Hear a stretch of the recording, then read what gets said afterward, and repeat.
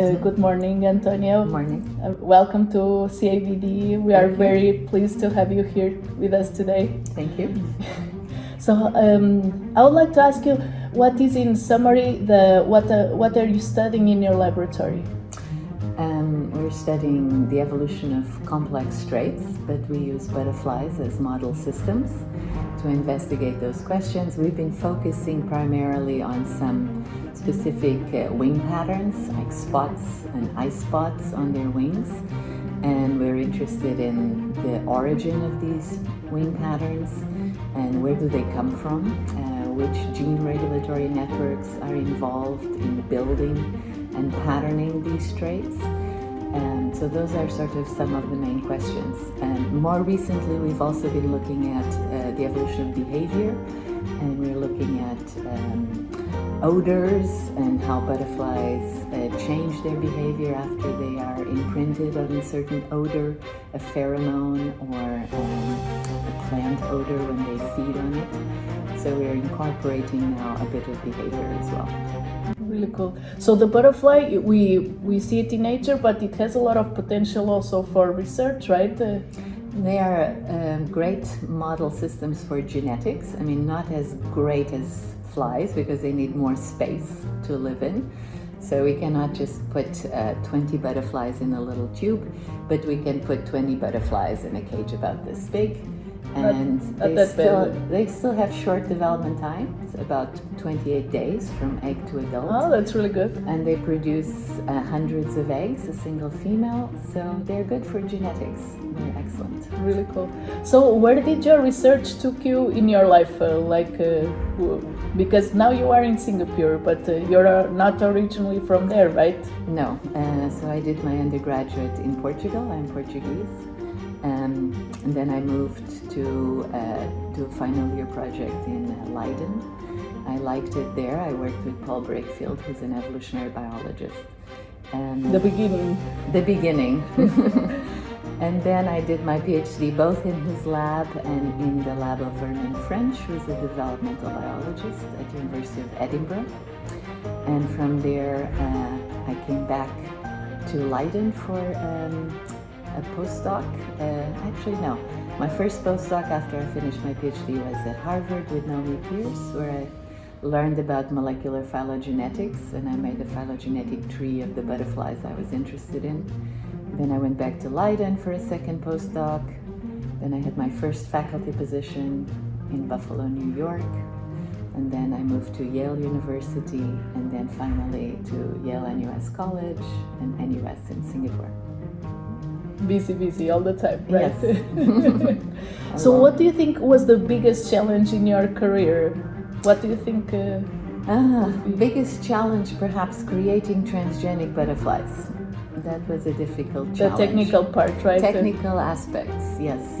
Because now we have the CRISPR technology, so we take a lot of things for granted. Yeah, but that saved us. Because in those days, Lepidoptera, you could not do RNAi in Lepidoptera. You injected double-stranded RNA into the hemolymph and nothing would happen because RNA does not enter the cells in Lepidoptera for some reason, or you have to inject enormous amounts of RNA for it to work. But so RNAi was working everywhere else in hemimetabolous insects, but not in Drosophila or butterflies. So these are two closely related lineages. It doesn't work. So the only way to knock out genes was to do transgenics, which could be done, but it was super hard. So this was one of the most difficult periods of my life, was developing the transgenic technology for butterflies. We still do it in the lab, but it's still difficult. So we haven't really made it very accessible yet. Yeah.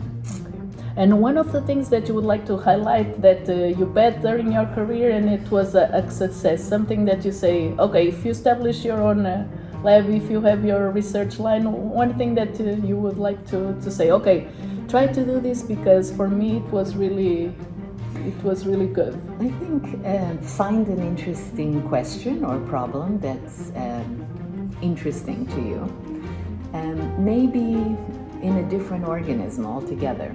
a trait that exists in a lineage of animals or plants that doesn't exist anywhere else.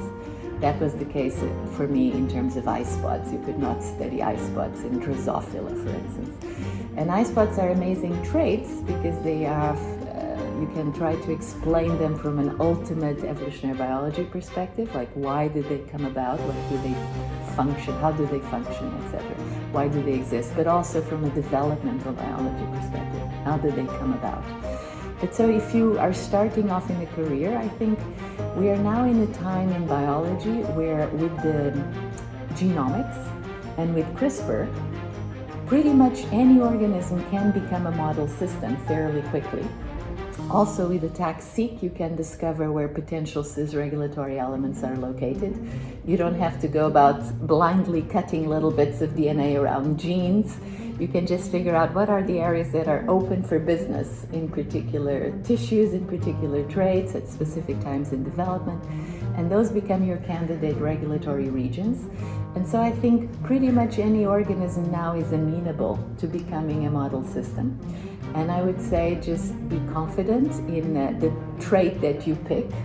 There might be an interesting trait from an evolutionary perspective, from a functional, from an ecological perspective.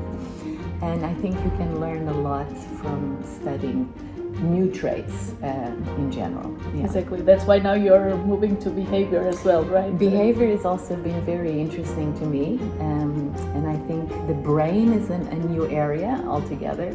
Memory, how does memory work? And how do animals remember things and then behave differently because of these memories? And I just think this is a completely new and cool thing. Yeah. Indeed, and it's also connected with the microbiome, right? Some studies already indicate that I don't know much about that. If you're telling me, okay, I believe you, but I actually don't know much on how but now you're the opening microbiome influences behavior. Yeah. Exactly.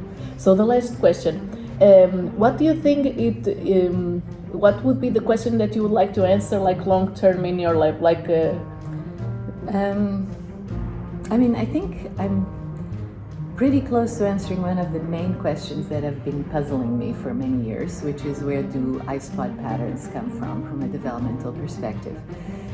We want to go further with that question, so we think they come from the reuse of a limb network, but we don't actually know which cells in a limb get, or the program that was established in which cells in the limb got reused to make eye spots.